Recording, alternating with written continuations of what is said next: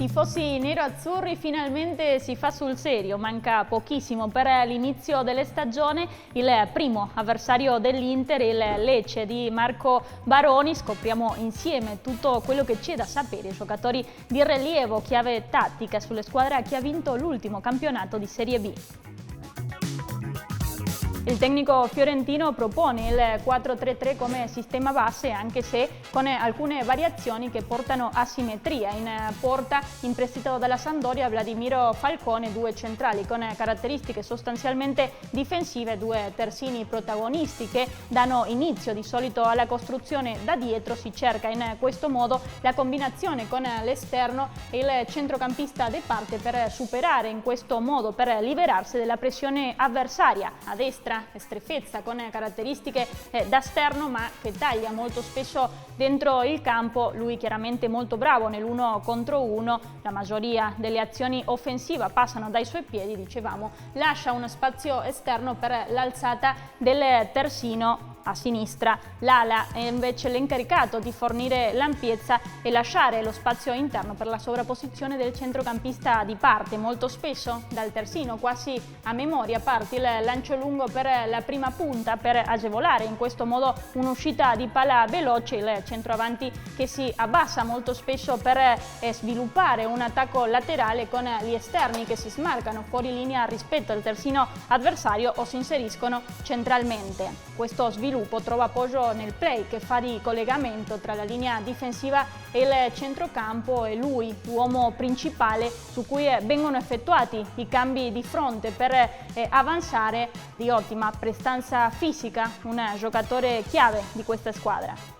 La filosofia di gioco prevede quindi il controllo della palla come strumento per manipolare il sistema difensivo avversario e generare in questo modo vantaggi di spazio e tempo nella metacampo avversaria. Vediamo qui, prima leggono l'adeguamento della difesa avversaria, non trovano subito il buco, quindi girano palla velocemente, sono molto abili in questo fondamentale, coinvolgendo i due centrali, poi il laterale che trova subito il taglio di Hjulman, giocatore molto dinamico, dicevamo, ma prima, mentre viaggia la palla, guardate Baroni come indica, le dice a lui vai, prende quella posizione, poi offre la sponda ed Strefezza come al solito taglia verso il centrocampo e conclude. Questo movimento, dicevamo, permette spesso al terzino di maggiore proiezione unirsi alle squadre già sistemata in campo avversario dietro le spalle del centrale rivale. C'è tanta mobilità in questa azione anche di parte di chi non è coinvolto, offrendo sempre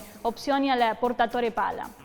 Il Lecce è una squadra che sfrutta molto le accelerazioni in conduzione e gli inserimenti delle mezzale, tant'è vero che si trovano molto spesso a giocare alle spalle dell'attaccante sotto punta. In fase di non possesso i giocatori di Baroni cercano subito di tornare in posizione di copertura, soprattutto le ali e i terzini, mentre le due mezzali e la punta cercano subito il pressing sul costruttore di gioco dal basso della squadra avversaria. L'obiettivo è forzare a una giocata lunga e poco produttiva.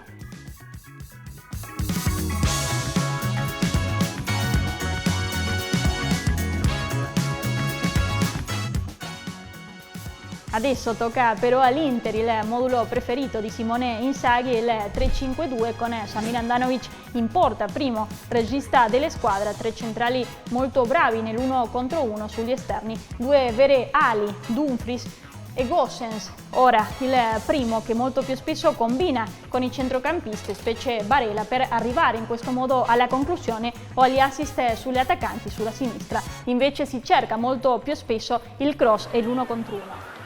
Qua andiamo dentro veloci con Gosens, il cross a cercare Lukaku e gol!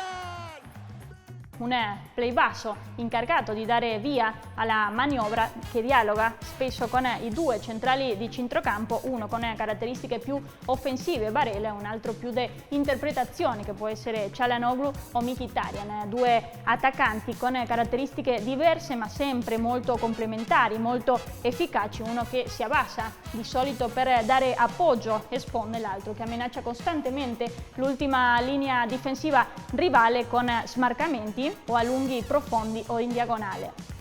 Con il ritorno di Lukaku si riforma una coppia d'attacco più funzionale, anche dal punto di vista fisico, con Big Rom che fungerà da perno intorno al quale si muoverà l'argentino. Infatti per il suo fisico il belga è molto abile ad attirare su di sé la difesa avversaria e a liberare in questo modo spazio per i compagni. Inoltre la sua capacità di proteggere palla porta a una possibile soluzione alternativa alla ricerca diretta su di lui, con gli esterni e i centrocampisti pronti a fiondarsi sulle sue sponde. Il gioco ad alta intensità e ad alto ritmo di Simone Inzaghi viene caratterizzato da molti tocchi, possesso palla e velocità di esecuzione. Le soluzioni d'attacco a disposizione infatti prevedono sempre un'alta partecipazione nel sostegno della manovra. Sono almeno 6 uomini, sono molto varie: cross, alti e bassi, triangolazioni con tiro nell'ultimo quarto di campo 1 contro 1 e finalizzazioni continue. L'Inter di Simone Inzaghi gioca quasi sempre una partita molto equilibrata, organizzata sul possesso palla, quindi è molto probabile che gli avversari si ritirino in un blocco basso. Sarà fondamentale mantenere la pazienza, muovere la palla di un lato all'altro per trovare lo spazio per avanzare nell'ultimo terzo del campo con qualità, senza forzare l'ultimo passaggio. Mentre sviluppa il suo calcio offensivo, l'Inter però dovrà essere molto attenta, molto lucida nelle coperture preventive, perché gli attaccanti avversari saranno ricercati inizialmente soprattutto con la giocata diretta, una giocata diretta che sarà accompagnata non solo dai centrocampisti ma anche dagli esterni. Questa però è la teoria, adesso parlerà il campo. Forza ragazzi, forza Inter!